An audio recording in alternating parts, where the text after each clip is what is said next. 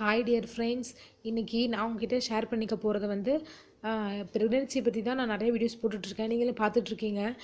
புதுசாக பார்க்குறவங்க டவுட் கேட்குறீங்க. நீங்கள் எல்லா வீடியோஸும் நீங்கள் வந்து pregnancy tips, how to pregnant fast, இந்த மாதிரி வீடியோஸ்லாம் நீங்கள் செக் பண்ணி பாருங்கள். என்னால் திரும்ப திரும்ப சொல்ல முடியாது கமெண்ட்ஸில் சொன்ன விஷயத்தையே. நீங்கள் செக் பண்ணி பார்த்தீங்கன்னா நான் அதில் டீட்டெயிலாக சொல்லியிருப்பேன். இது வந்து முக்கியமாக ஸ்பெஷலாக என்கிட்ட கேட்குறாங்க.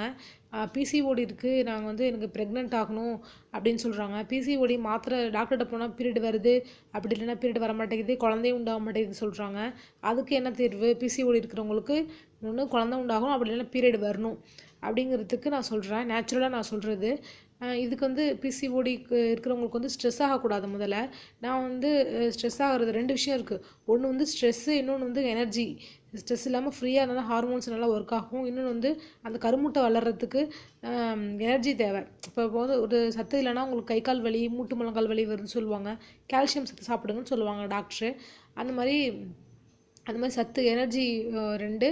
ரெண்டாவது ஃபஸ்ட் ஒன்று வந்து ஸ்ட்ரெஸ் லெவல் கம்மியாச்சுன்னா ஹார்மோன்ஸ் நல்லா சுரக்கும். 2 விஷயம் தான் மேஜராக பிசிஓடி இருக்கிற ப்ராப்ளம் இருக்கிறதே அதுதான். Number 1 stress, number 2 energy. இது 2த்தையும் பற்றி நான் வந்து டீட்டெயிலாக கொஞ்சம் உங்களுக்கு சொல்லணும். எனர்ஜி வந்து மெத்தட் ஆஃப் ஈட்டிங் தான் நம்ம எனர்ஜின்னு சொல்கிறோம். மெத்தட் ஆஃப் ஈட்டிங் அது ஒரு வீடியோவே உங்களுக்கு ஃபுல்லாக போடணும். நான் அது உங்களுக்கு டீட்டெயிலாக ஸ்ட்ரெஸ்ஸுக்கு தனி ஒரு வீடியோ, மெத்தட் ஆஃப் ஈட்டிங் தனி ஒரு வீடியோ போடுறேன். நான் அப்லோட் பண்ணும்போது நீங்கள் டீட்டெயிலாக பாருங்கள்.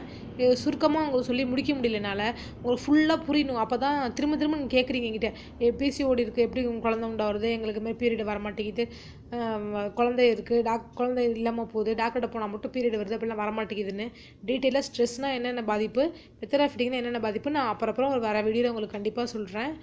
இப்போ நான் வந்து சொல்கிறது வந்து பிசிஓடி இருந்து ப்ரெக்னென்ட் ஆகணும் அப்படிங்கிறவங்களுக்கு தான் நான் முக்கியமாக அப்லோட் பண்ணுறேன். இப்போ நீங்கள் வந்து பிசிஓடி இருக்குது, டாக்டர்கிட்ட காமிக்கிறீங்க இல்லையா, காமிச்சிட்டு உங்கள் ஹஸ்பண்ட் கூட சேர்ந்துருக்கீங்க, குழந்தை உண்டாகலன்னு சொல்கிறீங்கல்ல, அது உங்களோட தவறு கிடையாது, உங்கள் ஹஸ்பண்டோட தவறும் கிடையாது. உங்கள் ஹஸ்பண்ட்ஸ் வந்து இப்போ ஒரு டெய்லி வேல்யூன்னு ஒன்று இருக்குது. இப்போ வந்து ஒரு வைட்டமின்ஸ், மினரல்ஸ், கால்சியம்னா நம்ம டெய்லி சாப்பிட்ற சாப்பாட்டில் வந்து எல்லாமே அந்த இன்டேக் வந்து இருக்கணும், நிறைய இருக்கணும். அப்போ தான் உடம்புக்கு வந்து ஆம்பளைங்களுக்கு நல்ல சத்து ரத்தத்தில் ஏறி கருத்தரிக்கும். சில பேர் வந்து நிறைய காய்கறிகள், பழங்கள், கீரைகள் சில ஆம்பளைங்க சாப்பிடுவாங்க. சில பேர் வந்து ஒரு விஷயங்கள், ஒரு காய், ஒரு கீரை விரும்புவாங்க. சில பேர் அதை விரும்ப மாட்டாங்க. அவங்களுக்கு எது பிடிக்குமோ அதை அப்படி சாப்பிடுவாங்க. அவங்க லைஃப் ஸ்டைல் சேஞ்சஸ் தான். அவங்க செமன், சில பேரோட ஆம்பளைங்களோட செமன் வந்து கொஞ்சம் வீக்காக இருக்க மாதிரி இருக்கும். எல்லாம் நல்லாயிருக்கும் செக் பண்ணி பார்த்தா. அதுக்கு வந்து ஒரு எதிர்ப்பு சக்தி தேவை. அந்த பெண்களுக்கு வந்து அந்த அந்த வஜினல் போய், பெண்களோட வஜினலில் போய் அது குழந்தையாக தங்குறதுக்கு அந்த ஆண்களுக்கு வந்து அந்த எதிர்ப்பு சக்தி தேவை. அதுக்கு வந்து ஆண்கள் வந்து நல்லா எதிர்ப்பு சக்தி உள்ள பழங்கள் சாப்பிடணும். ஆரஞ்சு பழம், அப்புறம் வந்து லெமன் ரைஸ் அந்த மாதிரி செஞ்சு கொடுக்கணும். நிறைய நட்ஸு, இந்த மாதிரி ஃப்ரூட், இந்த மாதிரிலாம் நீங்கள் எடுத்துக்கணும் உங்களோட இதில். அப்படி இல்லைன்னா உங்களுக்கு வந்து மென்ஸ்க்கு சத்து டேப்லெட், சப்ளிமெண்ட்லாம் நீங்கள் டாக்டர்கிட்ட கிட்டிங்கன்னா எழுதி கொடுப்பாங்க. இப்போ நீங்கள் பிசிஓடி ட்ரீட்மெண்ட் எடுக்கிறீங்களா லேடிஸு, சாரி, அப்படியே நீங்கள் வந்து உங்கள் ஹஸ்பண்டுக்கும் ட்ரீட்மெண்ட்டு கொஞ்சம் சத்து மாத்திரை எழுதி கொடுங்க. நீங்கள் வந்து சத்து மாத்திரை தான் சாப்பிட்றீங்க, அது வந்து உங்களுக்கு குறையோ அப்படிலாம் நீங்கள் வந்து தவறுதலாக நினச்சிக்க ஆம்பளைங்க. பெண்கள் சாப்பிட்றாங்கல்ல, ஒன்றும் தவறுதலாக நினச்சிக்காம அந்த மாதிரி ஆம்பளைங்களும் சாப்பிட்லாம். 2 பேரும் சேர்ந்து, இப்போ பெண்கள் மட்டும் ட்ரீட்மெண்ட் எடுத்து பிசிஓடி இருக்குது, அவங்க ஹஸ்பண்ட் கூட சேர்ந்து இருக்குது, பீரியட் வருதுன்னா அது வந்து கருவாகலன்னு அர்த்தம். அதனால தான் பீரியட் வருது. ஏன் கருவாவில்? அந்த சினை முட்டையை வந்து நல்ல அந்த அணுக்களை தான் எடுத்துக்கும். அப்போ தான் குழந்தையாகும். நல்ல அணுக்கள் இப்போ உங்கள் ஹஸ்பண்டுக்கு வந்து ப்ரொடியூஸ் ஆகும். அது வந்து பாதியிலே ஒன்று இறந்துடும். அந்த அந்த கருமுட்டை வந்து ரொம்ப சூஸியானது. நல்ல கருமுட்டை தான். 100 வருஷம் ஒரு மனுஷன் வாழ்கிறோம் இல்லையா, நல்ல கருமுட்டை வந்து வரும் பெண்களுக்கு. வந்து அந்த நல்ல அணுக்களை தான் எடுக்கும். அப்போ நல்ல அணுக்களாக உங்கள் ட்ரீட்மெண்ட் எடுக்கிறீங்க, டாக்டருங்களோட கவுன்சிலிங் இதில் நீங்கள் ஆலோசனை இருக்கிறீங்க. ஆனாலும் உங்களுக்கு வந்து ப்ரெக்னன்சிலாம் பீரியட் வருதுன்னா உங்கள் ஹஸ்பண்டுக்கு வந்து சத்து டேப்லெட்டு, இதே பிரச்சனை தான் என்னோட வீடியோஸ் பாருங்கள். நீங்கள் மை ப்ரெக்னன்சி ஸ்டோரி நான் ஒரு இது போட்டிருப்பேன், அதை பாருங்கள். உங்கள் ஹஸ்பண்ட்ஸ்க்கு வந்து நேச்சுரல் ஸ்பெர்ம் இம்ப்ரூவ் டிப்ஸ் ஒரு வீடியோ போட்டிருக்கேன். அதில் உள்ள மாதிரி நட்ஸு, வேர்க்கடலை டீட்டெயிலாக சொல்லியிருப்பேன். அதெல்லாம் உள்ளதாக கொடுங்க. நேச்சுரலாக நீங்கள் சத்து மாத்திரை ஹஸ்பண்ட்ஸ்க்கு நீங்கள் வந்து டாக்டர்டையும் காமிக்க வேணாம், மாத்திரையும் வாங்க வேணாம், சரி விடுங்க. நேச்சுரலாக உள்ள இயற்கையாக ஃபுட்டிலே சரி பண்ணிடலாம். ஆம்பளைங்களுக்கு ஒன்றும் பிரச்சனை இல்லை. பெண்களுக்கு பிசிஓடி இருக்குன்னு என்னமோ பெரிய வியாதி இருக்க மாதிரி பில்டப் பண்ணுறாங்க டாக்டர்லாம். அது ஒரு விஷயமே கிடையாது. என்னோடய வீடியோஸ் நான் திருப்பி சொல்கிறேன். என்னோட எல்லா வீடியோஸும் செக் பண்ணி பாருங்கள். ஹவு டு பிசிஓடினா என்ன, how to pregnant with PCOD part 1 part 2 upload பண்ணியிருக்கேன். பிசிஓடினா என்னென்னு நான் தெளிவாக சொல்லியிருக்கேன். இப்போ நான் வந்து ஏன் குழந்தை இல்லாமல் பீரியட் வருதுன்னு சொல்கிறேன். அந்த கருமுட்டை வந்து இந்த சூஸியான நல்லதாக எடுக்கும், நல்ல அணுக்கள் வந்தால் தான் அது எடுக்கும், அப்படி இல்லைன்னா அது எடுக்காது. ஸோ நீங்கள் என்ன நல்ல அணுக்களாக உங்கள் ஹஸ்பண்டுக்கு வந்து உருவடுறது வந்து நல்ல ஸ்ட்ராங்கான அணுக்களாக இருக்கும், அப்போ தான் அது கருமுட்டை போய் உடைக்கும். அதுக்கு வந்து ஆரஞ்சு பழம், லெமனு, அப்புறம் நான் சொன்ன மாதிரி அந்த வீடியோவில் நேச்சுரல் ஸ்பெர்ம் டியூப் சொல்லியிருப்பேன், அதெல்லாம் ஃபாலோ பண்ணுங்கள். நீங்களும் பிசிஓடி உள்ளவங்க வந்து என்னோட பிசிஓடி இந்த வீடியோஸ் நான் அப்லோட் பண்ணியிருக்கேன், அதில் பாருங்கள். திரும்ப திரும்ப அந்த நான் எதுக்கு சொல்கிறேன்னா, ஏன் எப்படி குழந்தை இல்லாமல் ட்ரீட்மெண்ட் எடுத்து பீரியட் வருது இல்லை, அவங்க மனசு உடஞ்சி உட்காந்துட்டீங்களே, அதுக்கு சொல்கிறேன். அந்த கருமுட்டை வந்து சத்தாக உள்ளதான் எடுக்கும், இல்லைன்னா எடுக்காதுன்னு சொல்ல வரேன். அதுக்கு நீங்கள் வந்து ஹஸ்பண்டுக்கும் சத்து ஏற்றணும், மாத்திரை சாப்பிட்றாங்க நேச்சுரலாக உள்ளது கொடுங்க. நீங்களும் கரெக்டாக கருமுட்டை வர மாதிரி ஃபாலோ பண்ணிக்கோங்க, சேர்ந்து இருந்துக்கோங்க. நான் சொன்ன மாதிரி 2 நாள் கேப் விடுங்க.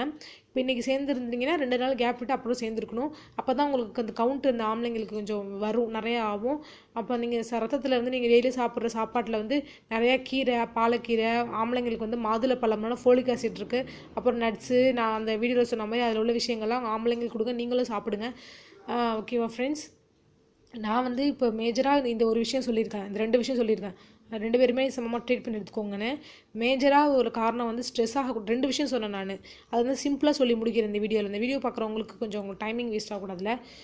என்னென்னா ஸ்ட்ரெஸ் ஆகுறது வந்து நாங்கள் ஸ்ட்ரெஸ் ஆகும்போது நீங்கள் வாட்ச் பண்ணி பார்த்தீங்கன்னா உங்கள் மூச்சு வந்து அப்படி நீங்கள் விட மாட்டீங்க. அப்போ நம்ம வந்து நம்மளோட மூச்சு விடணும், நல்லா மூச்சு இழுத்து விடணும், நல்லா தண்ணி குடிக்கணும், நல்லா சாப்பிட்ணும். அந்த மாதிரி ஒரு விஷயங்கள் நம்ம நேச்சுரலாக நல்லா இருக்கும்போது எந்த கமிட்மெண்ட், எந்த மைண்டில் எந்த ஸ்ட்ரெஸ்லாம் செஞ்சுட்ருப்போம், கரெக்டாக செஞ்சுட்ருப்போம். ஏதாச்சும் நம்மளுக்கு ஒரு விஷயம்னா அதை பற்றி யோசிச்சுட்டு இருப்போம், ஒழுங்காக மூச்சு விட மாட்டோம். நீங்கள் வேணால் நான் சொல்கிறேன், செக் பண்ணி பாருங்கள். நீங்கள் இப்போது யோசிச்சுட்டு இருப்பீங்கன்னா அது அப்படியே இருப்பீங்க வச்சுட்டு, அது அப்படியே கண்டினியூ ஆகும். மூச்சு விடாமல் மூளைக்கு வந்து இந்த காற்று தேவை, காற்று இருந்தால் தான் அந்த சுழற்சி நடக்கும், ஹார்மோன்ஸ் இருக்கும். ஒரு விஷயம் நடக்கணும்னா நீங்கள் ஸ்ட்ரெஸ் ஆகக்கூடாது, சந்தோஷமாக ஹாப்பியாக இருக்கணும். உங்கள் ஹஸ்பண்ட் கூட குழந்தையிலேயே நினைக்கிறத வந்து இன்னும் கொஞ்சம் தள்ளி தான் போடும். ட்ரீட்மெண்ட் எடுத்து குழந்தை இல்லாத காரணம் உங்கள் ஸ்ட்ரெஸ்ஸு தான். நல்ல ஹார்மோன்ஸை சந்தோஷமாக ஹஸ்பண்ட் ஒய்ஃப் 2 பேருமே சந்தோஷமாக ஜாலியாக இருங்க. கண்டிப்பாக உங்களுக்கு சந்தோஷமாக இருக்கும்போது குழந்தை வரும். அப்புறம் எனர்ஜி, இந்த மெத்தட் ஆஃப் ஈட்டிங் நான் அடிக்கடி சொல்கிறாங்க, அது சொல்லப்போனால் நீங்கள் ஃபாலோ பண்ணிங்கன்னா உங்கள் தாத்தா பாட்டிக்கு நீங்கள் இந்த வீடியோ பார்த்து சொல்லுங்கள். சுகர்லாம் வராது.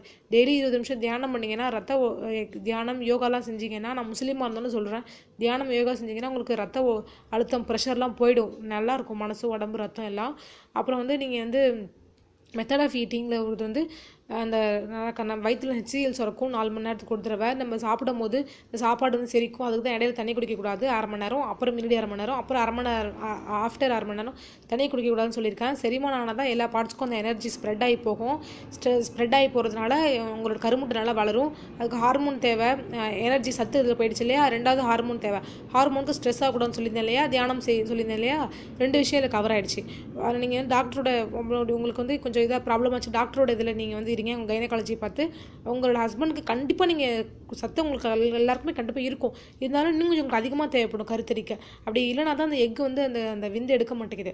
ஓகேவா? நீங்கள் உங்கள் ஹஸ்பண்ட்ஸ்க்கு வந்து நேச்சுரலாக ஸ்பெர்ம் டிப்ஸ் நான் பாருங்கள், நான் அப்லோட் பண்ணியிருக்கேன், டீட்டெயிலாக சொல்லியிருக்கேன் நான், அதில் போய் பாருங்கள். அந்த வீடியோஸ் வந்து கொஞ்சம் அதிகமாக நேரம் போயிட்டுருக்கு.